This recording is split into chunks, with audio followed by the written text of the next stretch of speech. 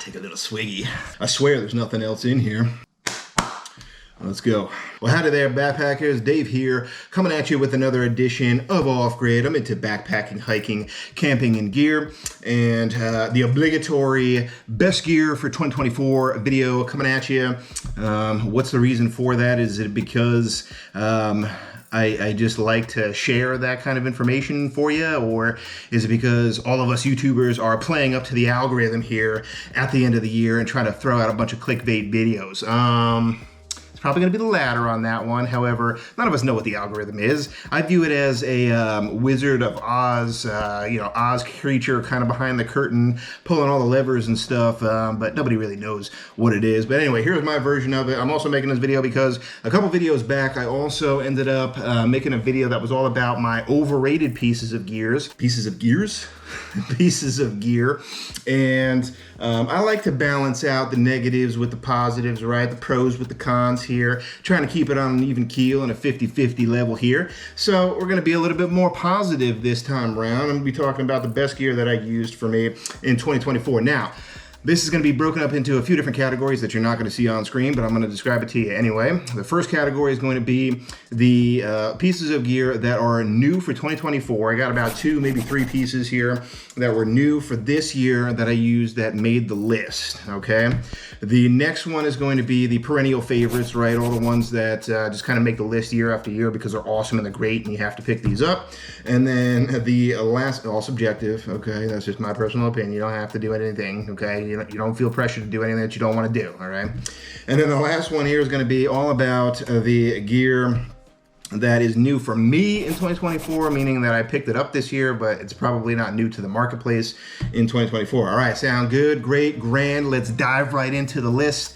Tonight, got a few different pieces in no particular order, just whatever I can reach off screen here in my little bag of props over here. Let's talk about this guy. Let's get this one out of the way here, folks, okay? Because it's going to be on every list. You're probably sick of hearing, you're like, Dave, I already know this is going to be on your list. Why is it on your list? Here it is. Let's get it out of the way. Petrel UL pot.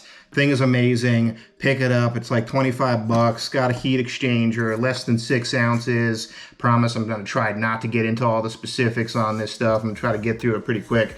Really good pot. I've had some people going like, well, why is it better than a Toaks? It's this thing right here. Boils the water faster, saves you money on fuel. Not really too much to say on this one that hasn't been said already. It's a great pot. Give it a look and pick it up, and it's uber cheap. Woo!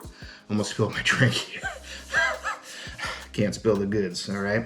Next one here, and this is one that I've gotten crap for, probably by Zpacks, but hey, man, this is some good stuff here. He calls me lazy all the time, but here it is, simple straw, right? Just looks pretty simple here. I can't take credit for this one either. I reverse engineered this one. I'm not good enough to be a regular engineer, so I just kind of reverse engineered this one, and I got this off of, I think it was Jason Outdoors. Still not sure if he's like active on YouTube. I'm not talking about backpacking with Jason. He's awesome and he's active. There was another guy called, I think, Jason Outdoors, and I saw it in his one of his like Instagram posts. I'm not a super fanboy. It's not weird, right? And I was like, all right, let me check that out. And basically what it is, the lixida straw. This is originally a system that's supposed to be like running around your back and into a bottle on like your water bottle pocket off to the side. I cut that way down here on this little piece and put it in a shoulder pocket over here.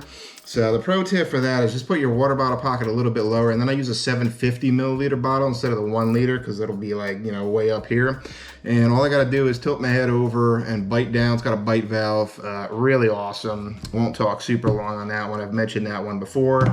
What is next? Here's another kind of goofy one. This, again, this is all about convenience. You know what I mean? When you're out there and you use some products, and it's not that they don't work, but you could also find stuff that kind of works a little bit better, and that's what this goofy thing is all about right here.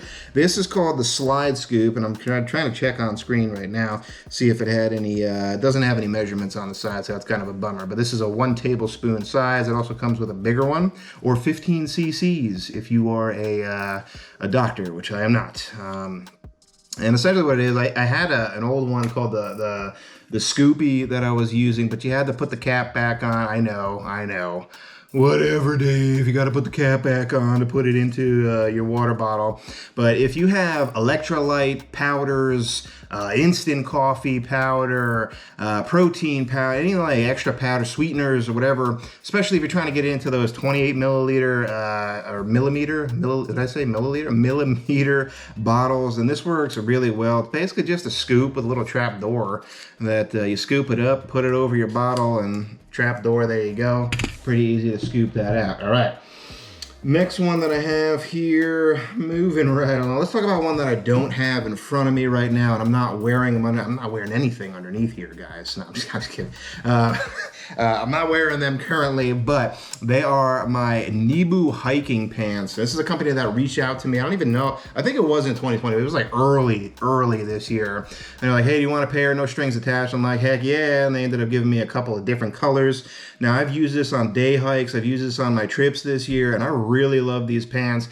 Can't speak again to the overall durability over time. I'm already seeing a little bit of like thread pulling here and there, so I don't think that they're super durable, but what they are uber comfortable, and they breathe really nicely. You don't get that weird like sound when you're walking. Hammer time. And they just feel like, they almost feel like a pair of sweatpants just wearing around the house. They're really awesome. And no, I'm not talking about the Outdoor Vital joggers. These still look more like a traditional pant. And not something that, you just woke up, your hair's all disheveled, and you're, walking over to your economics class in college, right? This is an awesome pair of pants. Got a bunch of different pockets in it, too. I did some stuff on that in the past, but those are great pants. Definitely give them a look. Next one that I do have is, let's talk about a semi-boring one right now. I'm talking about soaps and keeping clean, okay? This year in particular, it's really just kind of like a switch. Again, nothing new here. Originally, I was just bringing out hand sanitizer with me, and while this kills the germs, if you've ever used hand sanitizer before, you know that, like, it still doesn't get rid of the grime. So what I've done is I've just packaged up in a small extra bottle that I got with my X-Boil alcohol stove here, and put some powdered soap in it. So I got a little bit of powdered soap in this guy, and I kind of use both in conjunction now. Like, I'll bring a little bit of hand sanitizer. I'm usually like half full, maybe a little bit less, and then I'll go with a little bit of powdered soap. And this is really just to kind of get you like that scrub clean at the end of the day. I don't use it super frequently, but I have contacts and I don't want to be touching my face and everything, so I'll use this to get all the dirt and grime and all that other kind of crap off of my hands. So that was new, but I really like it because it makes your hands feel like super squeaky clean, so that's pretty nice. It makes me feel sterile, like I'm ready to go for surgery. All right. Next up here is another small gadgety gadget, and didn't really know how I was going to feel about this one, but we got the Rovyvon Aurora A5G4 Rap Battle, name of a flashlight here. And basically what this does is it replaces your headlamp. It does everything that a headlamp does, except it doesn't have the strap that goes around your head, so you have to have a brim. I guess technically you don't have to, because you can clip it on your shirt and still have a light source, but if you want the focus beam, you got to have the brim. It does everything that a regular headlamp does. It's got the white light, it's got the red light, it's got the strobe and all that other kind of stuff, a lockout feature, USB-C rechargeable. It's got a couple of the things that a headlamp doesn't have, however, all while being right around like half of the weight of any regular ultralight headlamp. And what it doesn't have, or what it has that a headlamp doesn't have, is a glow-in-the-dark feature, so you can kind of see it in your tent at night, so you're not like searching around for it. And then it also has, and what I really like, is that it's got a lantern mode on this sucker right here. And that's really good for just kind of like sitting around camp or just having an extra light source in your tent at night. A really good feature that I like to use. I picked this up for part of my UL kit, but I really enjoy that lantern feature as well, especially if you're not having a fire and you still want some light around camp. You just BS in talking with other people.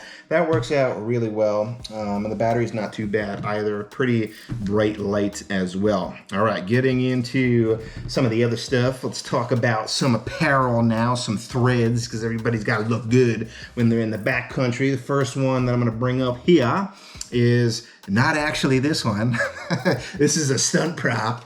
right? And this is the Mountain Hardwear Basin. No, I was thinking Basin Trek Crater Sun hoodie. This is a good one too, but not as good as the one I'm thinking of.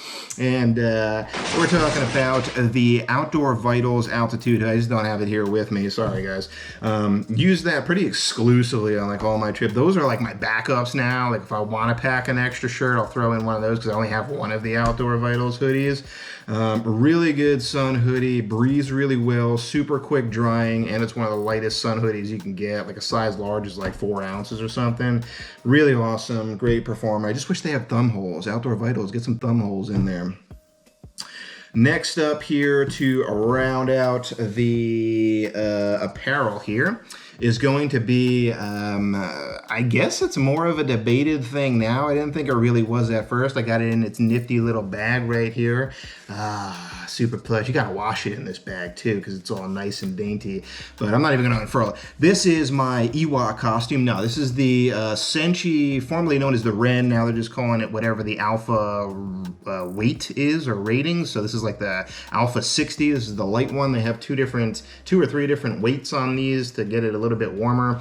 Now the reason why people don't like these is because they say that it doesn't keep them warm. But you got to think of this more as like an active layer and also a part of a layering system. So this is going to work best when you're on the move. But if you're chilling at camp and you just want a mid layer on and it's breezy, it's going to cut through this because it's a little bit more like Swiss cheese. But it does work well as an insulator. You just have to have another shell on top of it if you're not moving, but works great as an active layer. So I still really like this. Or if it's just not windy, if it's just kind of like chill at camp, then this one is going to still work well. Next piece here, gotta grab it. Got some ruffling going on. New for 2024 and a goodie. A lot of other companies are a lot of other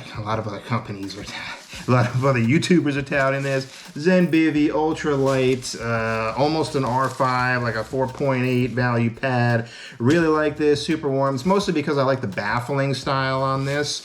Couple of super negs on this one is going to be, you said we weren't going to talk about the negatives, but I am, okay? I just got to keep it real. The valve on this stinks. I got a commenter saying that you might want to consider using Vaseline.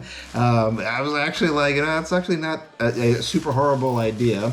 But the valve to pull it open really is like super hard on this one. And the other thing that stinks is that it's only 3 inches of loft. So if you're a side and stomach sleeper, you got to pump it up all the way to get the max R value on those colder nights. And that makes it a little bit more uncomfortable because I like to get a little bit of that air out to make it a little bit more cushiony.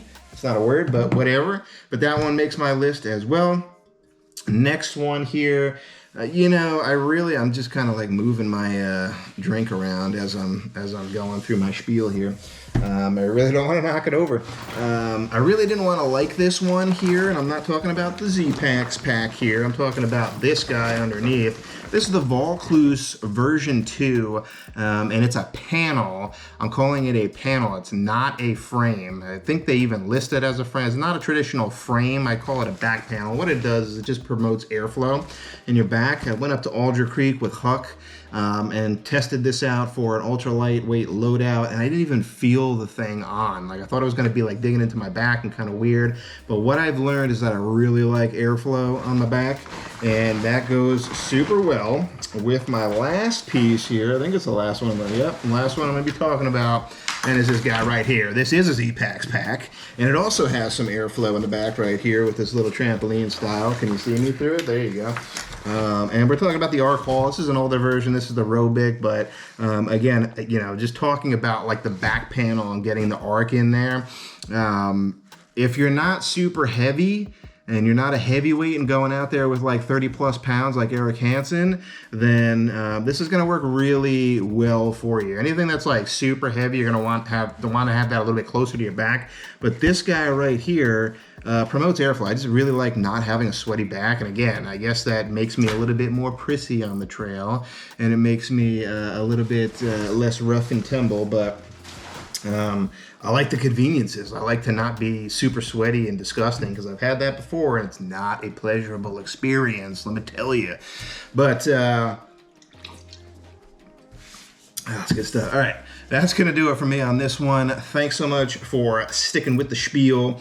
This is also probably going to be on the Gearholics podcast, so I'm sorry I'm going to be double dipping on some of this stuff, but maybe you heard some different stuff that you didn't hear on that. I'm not sure which one's coming out first, probably this one, but stick around for that here on the channel. I'm going to get my usual rad-tad group of hooligans in on that one to give some insight on their best picks for 2024.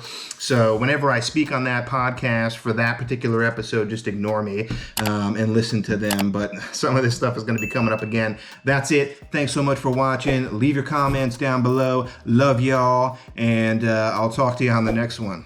And remember, if you're headed off grid, make sure you do your research and make it a safe one. PSA from NHTSA and the Ad Council.